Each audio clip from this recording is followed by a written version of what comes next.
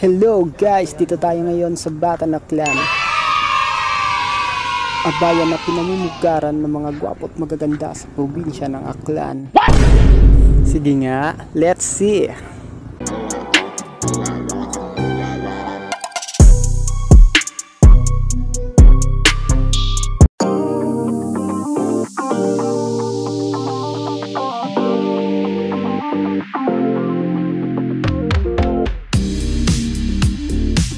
Itong Batan daw guys ang pinakamatandang bayan dito sa Aklan. So it is not surprising na yung seaport nila dito ay yung pinakaunang pier din dito sa probinsya. Well, kung titingnan nyo nga guys, lumang-luma na. Pero safe pa rin naman dito. Ito pa rin yung ginagamit na access kapag pupunta kang Kalibo. Sasakay kang ferry boat, tatawid, tapos dadaong dun sa may Dumaguete, New Washington. Tapos pagdating doon, sasakay kang jeep papuntang Kalibo. Or kung may motor ka, pwede mo rin isakay dito sa ferry boat. In fairness maganda yung view dito. Ang ganda ng dagat. Italot ko kaya tong motor na to. Stop it. Get some help. Ayan guys, hintayin natin hatiin ni Moises yung dagat.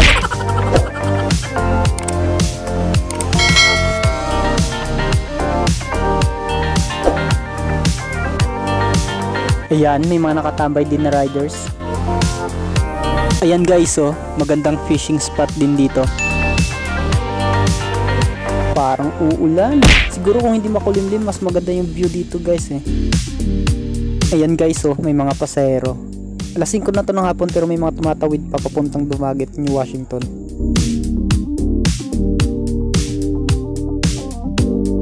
Dahan-dahan, may aso, baka biglang tumawid. Kasi yan sa kahinaan namin mga rider yung mga asong bigla na lang nangahabol. Yung iba nga mas mabilis pa sa motor. Kaya reminders sa mga pet lovers, kung ayaw nyo manghabol yung aso nyo, bilhan nyo ring motor. Ayan, dito na tayo sa Kalanchaw Shrine. Uy, hinahanap na kayo sa bahay nyo. At yan yung famous na Code of Kalanchaw.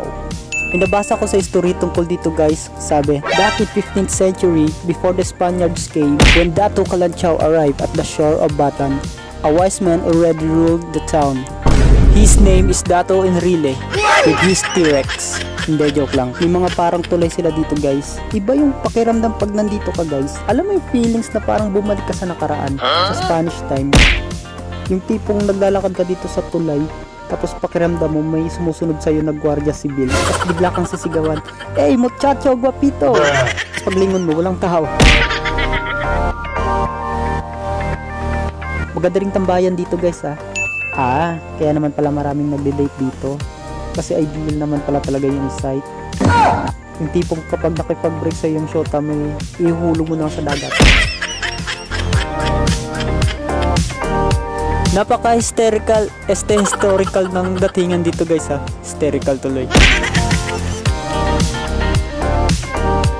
Nakaka-relax dito guys May mga bakawan, naglalakihang puno ng nara. Bagay na bagay sa mga nature lover katulad ko. Baka nga dito na lang ako matutulog mamayang gabi pag di ako makauwi. Dati guys, isang maliit na museum lang ang meron dito sa loob. Ngayon may mga building na.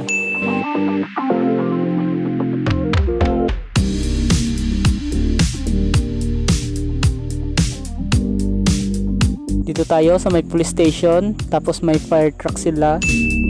Ito yung harap ng mga building na nakita natin kanina guys, doon sa loob ng shrine. Ano to? Gender and Development Center. Tapos itong isa, malayo, hindi ko mabasa.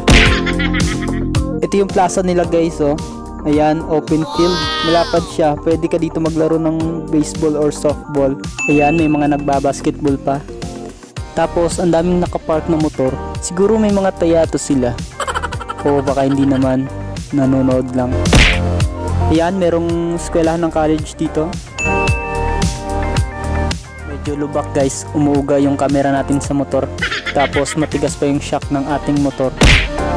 Kahit saan may mga puno, talaga namang napaka-presko dito guys. Aba, may cherry blossom pa. Next, sa simbahan naman tayo guys. Mukhang masarap yung barbecue dito ah. Utangan ko nga mamaya yun. Yun, ang ganda din ng simbahan nila dito.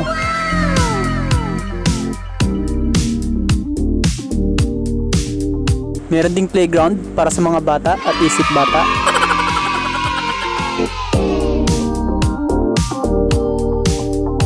Sunod nating puntahan ang ating pambansang bayani, si Dr. Jose Rizal. Ayan siya guys, nakatayo, may hawak-hawak na libro. Alam nyo ba guys, sinubukan kong hiramin yung libro niya. Gusto ko kasing malaman kung yan ba ay El Filibusterismo o Noli Me Tangere. Ay, Tangere pala. Maganda ding tambayan dito guys ha. Ayan yung municipal hall nila. Pinapaganda palalo guys. Ikutin lang natin itong bayan. Ang ganda ng bahay oh. Masilaw guys, lipat tayo. Yun oh, lakas maka-enchanting ng daanan na ito guys. Tapos tahimik pa yung paligid. Napakapayapa. Walang gaanong motor na dumadaan guys. Kung meron man eh, ayan oh, paisa-isa lang. May mga landscaping din yung ibang bahay dito guys. Ayan oh, kinokortehan yung mga santan. Tapos ang daming halaman.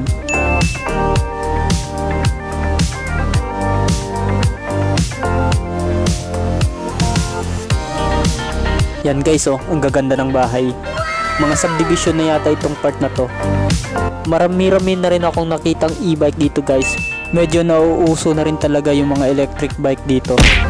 Maganda nga yan para iwas pollution sa paligid. Tapos hindi ka nabibiling gasolina. Tataas nga lang kuryente mo. Pero based sa mga kilala kong owners nito guys, mas makakatipid ka daw pag ito yung gamit mo compare sa di-petrol na motor.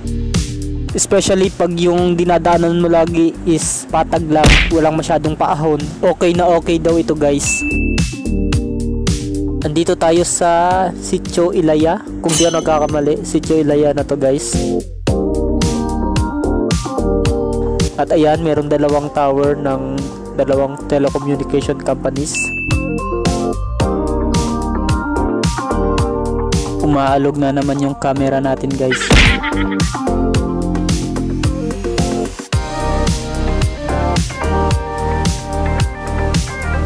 Ipapakita ko lang guys, ito yung dadaanan mo kapag papasok ka sa Poblacion Batan. Merong arkong bubungad sa'yo. Tapos yan, merong tulay. Mangrove forest sa ilalim. Pagdating dito, marami ng mga establishments. Actually, ito yung center of trading dito sa bayan ng Batan guys. Nadaanan pa natin itong isang truck ng beers guys oh. Yeah, boy. Bigla tuloy akong inuhaw. Ayan guys, sa likod ng mga yero na yan, nandyan yung public market. Actually, dinimolish yan. Under construction ngayon, ginagawa ng bago. Wow! Nakakatuwa itong bayan ng Batan guys. Ang dami mong iikutan, tapos patag siya. And yung nagustuhan ko talaga dito is yung malakas na historical vibes. Tapos tahimik, maraming puno, malinis, hindi polluted yung hangin. I'm not saying na makaluma ha, kasi kung nakita nyo naman kanina sa dinaanan natin, under construction yung public market, yung municipal hall.